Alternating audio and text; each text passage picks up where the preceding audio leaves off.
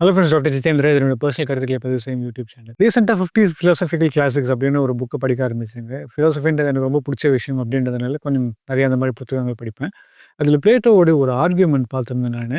அவரோட ஆர்கியூமெண்ட் வந்து இந்த காலத்துக்கு ரொம்பவே நல்லா இருக்கும் அப்படின்னு நான் நினச்சேன். அது என்னன்னு பார்த்தீங்கன்னா, நம்ம எல்லாருக்குமே தினசரிங்க இந்த மாரல் டைலமா அப்படின்றது கண்டிப்பாக இருந்துக்கிட்டே இருக்குங்க. மாரல் டைலமானா என்ன அப்படின்னா, நல்லவனா இருக்கணும் அப்படின்றதெல்லாம் வந்து இந்த ரிலீஜியஸ் கோட்பாடு வச்சு பார்க்கும்போது ஓகே தெரியுது. ஏன்னா செத்ததுக்கு அப்புறமா என்ன நடக்க போகுது? பாவம், புண்ணியம், அதுக்கப்புறமா அடுத்த ஜென்மம், இல்ல கடவுள்கிட்ட போய் சேர்றது வேணாம். இப்படிலாம் யோசிச்சா வேணா நல்லது செய்யணும் அப்படின்றது சரியான விஷயமா படலாம்.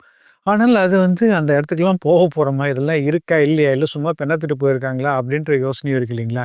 ஏன்னா செத்தவங்க யாரும் வந்து நம்மகிட்ட சொன்னது கிடையாது. நான் சொர்க்கத்துக்கோ இல்ல நரகத்துக்கோ போயிட்டேன் அப்படின்ட்டு. அப்ப இல்லாத ஒரு விஷயத்துக்காக போராடுறதை காட்டிலும் இருக்கிற இந்த உலகத்துல நமக்கு எது சந்தோஷத்த குடுக்குதோ, அது செய்யறது தானே சரியான விஷயம் அப்படின்றது நம்ம எல்லாருக்குமே தினசரி வாழ்க்கையில வர்ற ஒரு ரொம்ப முக்கியமான கேள்வி. இதனுடன் சேர்ந்து இன்னொரு கேள்வி என்ன வரும்னு பார்த்தீங்கன்னா, நல்லது கெட்டதுன்றது முதல்ல இருக்கா? இல்லையா? ஏன்னா, நெறைய விஷயங்கள் நம்ம நல்லதுன்னே செஞ்சு நெனச்சுட்டு இருக்கும்போது கூட அது தீய விஷயமாக இருக்கலாம். சில விஷயங்கள் தீயதுன்னு நம்ம நெனச்சுட்டு இருப்போம். அதுலேருந்து நல்ல விளைவுகளும் ஏற்பட்டிருக்கலாம். என் குடும்பம் நல்லா இருக்கணும், நான் நல்லா இருக்கணும்னு யோசிச்சு செய்யற விஷயங்கள், அப்போ சரியா தானே இருக்கணும். இது சரி, தவறுன்றத நான் எப்படி தீர்மானிக்கிறது? அப்படின்ற கேள்வி நம்ம எல்லாருக்குமே வரும். இப்ப பிலாசபின்னா என்ன அப்படின்னுனாங்க, இது இப்படிதான் சொல்ற ஒரு ஃபேக்ட் கிடையாது. யோசிச்சு பார்க்கறதுக்கான ஒரு வழிதான் பிலாசபி. ஸோ பிளேட்டோவோட இந்த ஆர்குமெண்ட்ல அவர் என்ன சொல்றாரு அப்படின்னா, "whichever things that takes you higher is good. Whichever thing that takes you lower is bad" அப்படின்றாரு. அப்படின்னா என்ன? உங்கள மேல்நிலைக்கு கொண்டு போறது நல்லது, கீழ்நிலைக்கு கொண்டு போறது கெட்டது.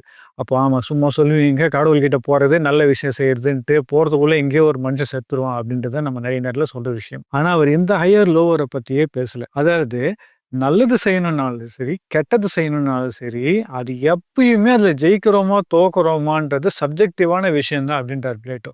இப்ப ஃபார் எக்ஸாம்பிள், நான் எங்க அப்பா, அம்மாவ நல்லா பார்த்துக்கணும், அதுக்காக நான் நல்ல வேலைக்கு போகணும்னு நெனைக்கிறேன்னு வச்சுக்கோங்க. அப்ப நான் செய்யணும்னு நெனைக்கிறது நல்ல வேலை தான். ஆனா, அதுக்கும் நான் கஷ்டப்பட்டு தான் ஆகணும். அது சும்மா அப்படியே வந்து என் கையிலலாம் வந்து உட்காந்துறாது. அதே நேரத்தில தீங்குன்னு நினைக்கிறேன்னு வச்சுப்போமே, இப்ப எங்க அப்பா, அம்மாவ காப்பாத்தணுன்றதுக்காக நான் திருடி காச சம்பாதிச்சு காப்பாத்துறேன்னு நினைக்கிறேன். இல்ல நான் லக்ஸூரியஸா வாழணும்னு நினைக்கிறேன். அதுக்காக நான் கொள்ளையடிக்கணும்னு நினைக்கிறேன்னு வச்சுப்போமே, அதுவும் தீங்கு தான். ஆனா, அது சும்மா அல்வா மாரிலாம் வந்து உட்காந்துராது. அதுக்கும் வேலை செஞ்சு தான் ஆகணும் இல்லைங்களா?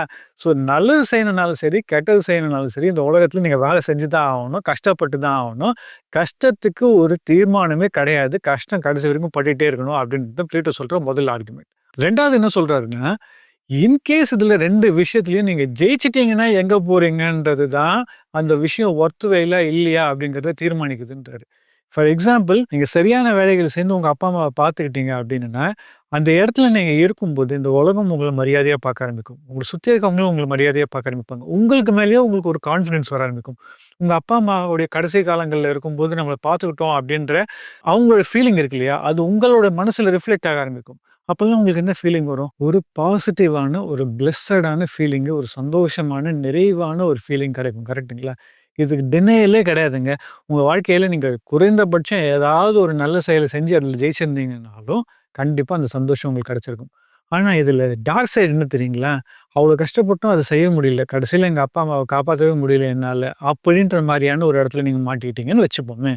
அப்போ எல்லாமே ஒர்த் வேலே இல்லல்ல. அப்ப கெட்டதே செஞ்சிருக்கலாம்லன்ற யோசனை அங்க தான் வரும். ஏன்னா நம்ம நல்லது செய்யணும்னு நெனச்சு ஃபெயில் ஆயிட்டோம். ஏன்னா நம்ம புரிஞ்சுக்காத விஷயம் என்னன்னா, கெட்டது செஞ்சாலும் தோக்கறதுக்கு 1000 சான்ஸ் இருக்குன்றத நம்ம கன்சிடரேஷன்லயே எடுத்துக்கல. நல்லது செஞ்சு ஜெயிச்சுட்டோம்னா தான் நமக்கு அந்த ப்ராமிஸ்டு லேண்ட்ன்னு சொல்லுவோம். அந்த நல்ல விஷயங்கள் கிடைக்குது. ஆனால், இப்ப நம்ம நினைக்கிற கெட்ட விஷயம் இருக்கு இல்லைங்களா? இது நம்ம இந்த உலகத்துல பார்க்கும்போது, அரசியல்வாதிங்க நான் அப்படி நினைக்கிறவன் இல்லைங்க. என்ன பொறுத்தவரைக்கும் நெறைய நல்ல அரசியல்வாதிகளும் இருக்காங்க. ரைட்? இப்ப இந்த ஒரு காமனா சொல்றது என்ன? இந்த அரசியல்வாதிகள்லாம் இருக்காங்க. இவங்கலாம் கண்ணா பின்னான்னு கொள்ளையடிக்கிறாங்க. ஆனா, அவங்க வாழ்க்கைலாம் நல்லா தானே இருக்கு. அவங்க குடும்பம்லாம் நல்லா தானே இருக்கு. அப்படிங்கிற ஒரு விஷயம் நம்ம காமனா சொல்லுவோம். அவங்க நல்லது செஞ்சு அந்த இடத்துக்கு வந்தாங்களா, கெட்டது செஞ்சு வந்தாங்களான்றது அவங்களுக்கு மட்டுமே தான் வெளிச்சம். இதுவும் நான் சொல்லிடுறேன். ஏன்னா நம்ம நெறைய இடத்துல கெட்டவங்கன்னு நெனைக்கிறவங்க கூட நெறைய நல்லது விஷயங்கள செஞ்சுகிட்டு இருப்பாங்க. நல்லது, கெட்டதுன்றது நெறைய நேரத்துல ஒரு பேலன்சிங் ஆக்ட் தான். ஸோ என்ன பொறுத்தவரைக்கும் நெறைய நல்ல நல்ல அரசியல்வாதிகளும் இருக்காங்கன்றது தான் என்னுடைய மனசுல இருக்கிற ஒரு நம்பிக்கை. ரைட்? இல்லன்னா நம்ப இந்த அளவு கூட வாழ்க்கைய வாழ முடியாதுன்றது தான் என்னுடைய நம்பிக்கை. சரி. இப்போ கெட்டவங்கன்னு வச்சுப்போம். நம்ம என்ன நெனைக்கிறோம், அவங்க வாழ்க்கையில பொருள் இருக்கு. பொருள் இருக்கிறதுனால சந்தோஷம் இருக்க மாரி தெரியுது. காரு, பணம் இருக்கு. அவங்களுக்கு செக்யூரிட்டிக்கு 4 கார்ட்ஸ் இருக்காங்க. நல்ல வாழ்க்கை ஈஸியா இருக்காம இருக்கு. அவங்க குழந்தைங்களுக்கு கேட்டதெல்லாம் வாங்கி கொடுக்க முடியுது. இதுதான சந்தோஷம் அப்படின்னு நம்ம நினைக்கிறோம் இல்லைங்களா? அங்க தான் ஒரு ட்ரிக்கே இருக்கு.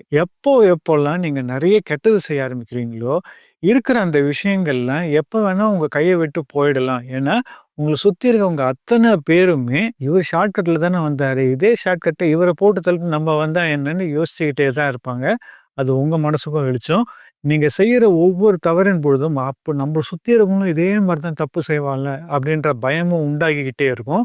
ஸோ நீங்க தவறு செஞ்சு ஜெயிச்சுட்டா மாதிரி உலகத்துக்கு தெரிஞ்சாலும், அந்த பெர்சனல் பயணத்துல நீங்க இருக்கும்போது, ஒவ்வொரு செகண்டும் வாழ்க்கையில இன்னும் கொஞ்சம் மோசமா, இன்னும் கொஞ்சம் மோசமா, இன்னும் கொஞ்சம் மோசமான இடத்துக்கு தான் போய்க்கிட்டே இருப்பீங்க. அப்படி எப்படிங்க அப்படின்னு கேட்டீங்கன்னா, பட்னியில இருக்கீங்கன்னு வச்சுப்போமே, சாப்பிடுறதுக்கு ஒண்ணுமே இல்ல. திருடி தான் சாப்பிடணும்னு நெனைக்கிறீங்க. இப்ப திருடி தான் சாப்பிடணும்னு நெனைச்சிட்டீங்க. திருடாம இருந்திருந்தா கூட சாப்பிடாம 3 நாள் உயிரோட இருந்திருக்கலாம். ஆனா திருட போம்போது அந்த செகண்டே நீங்க உயிர் இழந்துடலாம் இல்லையா? இல்ல திருடி அத சாப்பிட்டுக்கிட்டு இருக்கும்போது திருடிட்டானேன்ற கோவத்திலே இவங்க யாராவது நம்மள நோக்கி வரலாம் இல்லைங்களா? ஸோ அந்த இடத்துல தப்பான விஷயத்த செஞ்சு நமக்கு ஜெயிச்சுட்டா மாதிரியே தோணுனாலும், அது ஒவ்வொரு ஸ்டெப்பா நம்மளுடைய வாழ்க்கையில ஆழமான, இன்னும் மோசமான இடத்துக்கு தான் கூப்ட்டு போகுன்றது தான் பிளேட்டோவுடைய எக்ஸ்பிளனேஷன். ஸோ யோசிச்சு பாருங்களேன் உங்க வாழ்க்கையில, நிஜமாகவே நம்ம எதெல்லாம் வெற்றின்னு நினைக்கிறோமோ, எதெல்லாம் தப்பா செஞ்சாலும் பரவால்ல அவங்க ஜெயிச்சுட்டாங்கன்னு நினைக்கிறோமோ, அவங்களுடைய வாழ்க்கை ஆக்சுவலா இப்ப எப்படி இருக்குன்றத நம்ம நெறைய பேர் எம்பத்தைஸ் பண்ணி பார்க்கறது இல்லைங்க. அந்த எம்பத்தைஸ் பண்ணி அந்த இடத்துல இருக்கும்போது அவங்களுக்கு என்னென்ன பிரச்சனை வரும்னு நம்மளால ஃபுல்லா யோசிச்சு பார்க்கவே முடியாது. ஏன்னா, அது நம்ம யோசிக்காத விஷயம். இது தேர்ந்த சைக்காலஜிஸ்ட் சில பேரால மட்டும் தான் செய்ய முடியும். ஏன்னா, இது அவங்களுடைய வாழ்க்கையோட ப்ரொஃபஷனுடைய ரொம்ப முக்கியமான தேவை. ஸோ, எங்கள மாரியான ஆட்களால ஒவ்வொருத்தரோட வாழ்க்கையில பாசிட்டிவ்ஸா, நெகட்டிவ்ஸா ஒவ்வொரு மொமெண்ட்ல எப்படி இருக்கும்னு யோசிச்சு பார்க்க முடியும். ஸோ, நம்ம என்ன புரிஞ்சுக்கணும்னா, தவறு செய்றாங்க அப்படின்றதுனால அவங்க ஜெயிச்சிட்டா மாரியே தெரிஞ்சாலும், அவங்க வாழ்க்கையில கொஞ்சம் கொஞ்சமா டிப்ரேவிட்டின்னு சொல்ற ரொம்ப மோசமான இடத்துக்கு தான் போயிட்டுருப்பாங்க. ஸோ, சரியோ, தவறோ 2த்துலயுமே நீங்க ஜெயிக்கலாம், தோக்கலாம். ஆனா சரியானதுல இன்கேஸ் ஜெயிச்சிட்டீங்கன்னா, உங்க வாழ்க்கை பெட்டர் ஆயிடும். தவறானதுல நீங்க ஜெயிச்சிட்டீங்கன்னா, நீங்க ஜெயிச்சிட்டீங்கன்னா கூட உங்க வாழ்க்கை கீழ தான் போகுன்றது தான் பிளேட்டோவுடைய இந்த எக்ஸாம்பிள். இது ரொம்ப ஃபேன்டாஸ்டிக்கா இருந்தது நான் ஃபீல் பண்ணேன். இத ஷேர் பண்ணேன்னா நெறைய பேருக்கு யூஸ்ஃபுல்லா இருக்கும். நம்ம கரெக்ட்டான சாய்ஸஸ் எடுக்கிறதுக்கு ஹெல்ப்ஃபுல்லா இருக்கும்னு நெனச்சேன். அதுக்காக தான் இந்த வீடியோவ ஷேர் பண்ணேன். தேங்க்ஸ் ஃபார் வாட்சிங் this video and have a great time.